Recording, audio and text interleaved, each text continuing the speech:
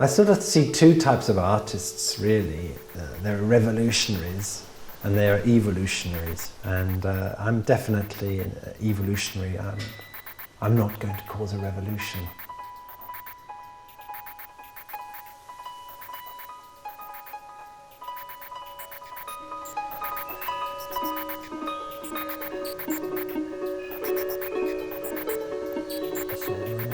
Catching what little light there was, and the long benches were pulled out ready for the guests. Portraits of former masters hung high up in the gloom along the walls. Lyra reached the dais and looked back at the open kitchen door and, seeing no one, stepped up beside the high table. The places here were laid with gold, not silver, and the 14 seats were not oak benches but mahogany chairs with velvet cushions. Lyra stopped beside the master's chair and flicked the biggest glass gently with the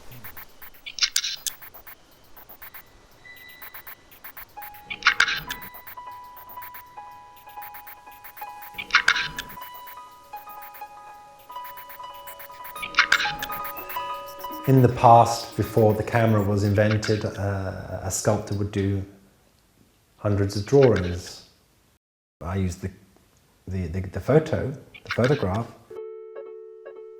You're working with multiple images, many images, and each image is not exactly what you're reproducing in the sculpture. It's just a tool.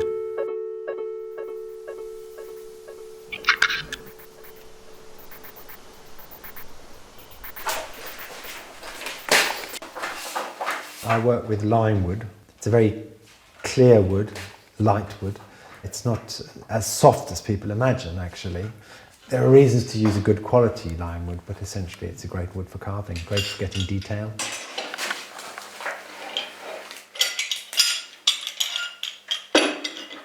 I went to school where we did 16 hours of woodwork and metalwork a week, I think, at the time. Well, perhaps I exaggerate, but certainly a lot of woodwork and metalwork. So I was unemployed and I got an apprenticeship initially with a company called AJ Brett's in North London, and very quickly moved to another company called Spink, who had a quite famous workshop in South London, where I worked for, I suppose, 10 years, maybe more. It was really cabinet making, and I was given a lot of encouragement in carving. Something did happen actually before I got my apprenticeship, and that was that I went to Germany. There I saw some of the finest German sculptures from the late Gothic period, the works by Pullman, Riemenschneider and Gregor Erhardt, all these great German sculptors. So I had always wanted to know how to do this type of work, to work in lime wood. So in a sense, my way in to that was through restoration. And I just started, literally. I just got a little workshop set up and started carving, and it went on from there. And eventually I was lucky enough to be making enough money to live independently without working at Spink.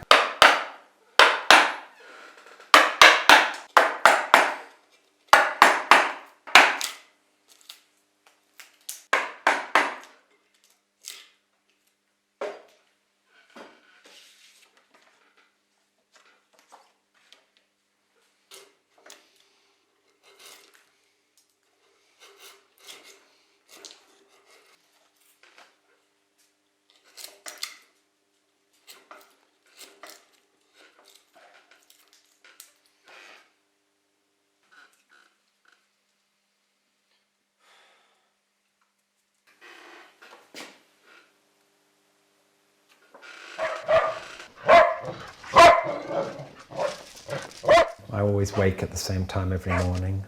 I start the day in the same way. I work through to lunchtime and take an hour and a half perhaps for lunch. It keeps me sane. I think it's good all round. I think it's good physically for your health. I think it's good mentally for your health. I think it's good for the work, this constant rhythm of working.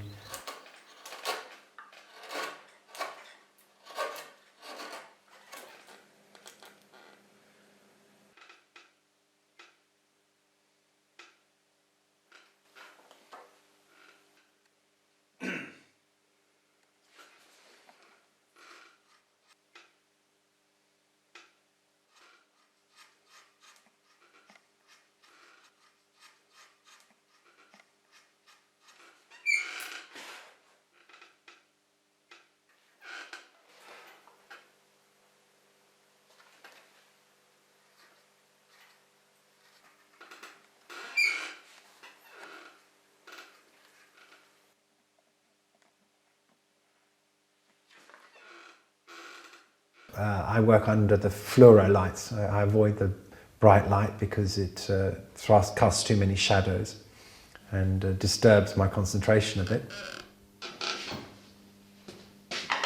But I like this feeling of being in a sort of hermetic space, a sort of a cell really of concentration, and where everything has its place, I know where everything is.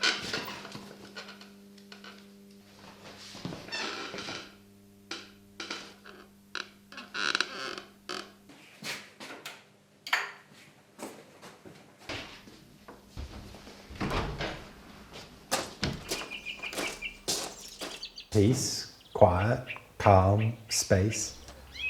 I have all those things that allow me to concentrate intensely, to do the work I want to do.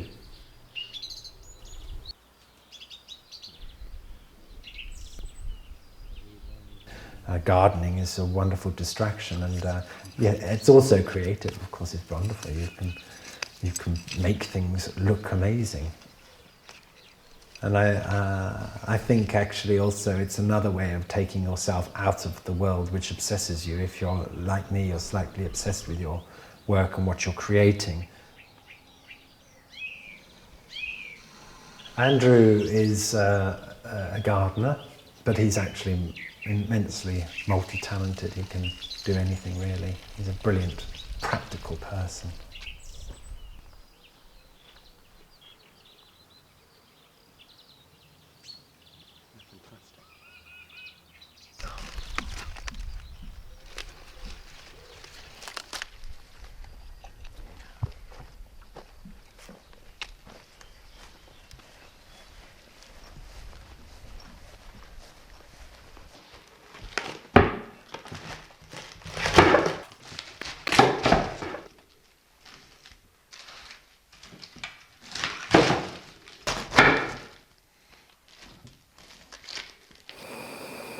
I met Andrew in 1988, so that's 24 years ago.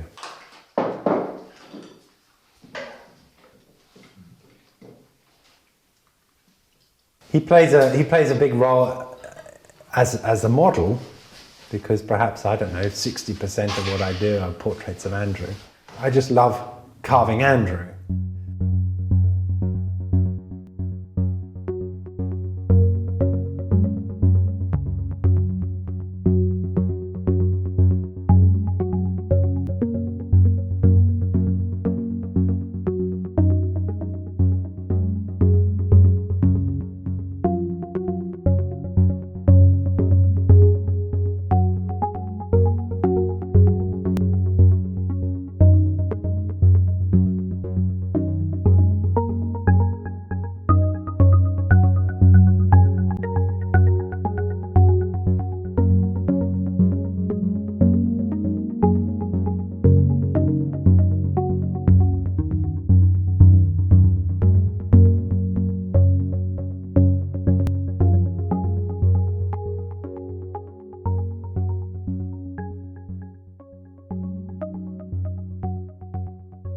In relief work, I think it's a way of drawing for me. It has a closer relationship to drawing in some ways than it does to sculpture. It does have an abstract thing. It's strange because it's both the photographic image, but it's also the distortion of the photographic image. But the reliefs say, oh, actually you can look at this from another way, from above, or maybe from behind where you can't see it, or maybe from below.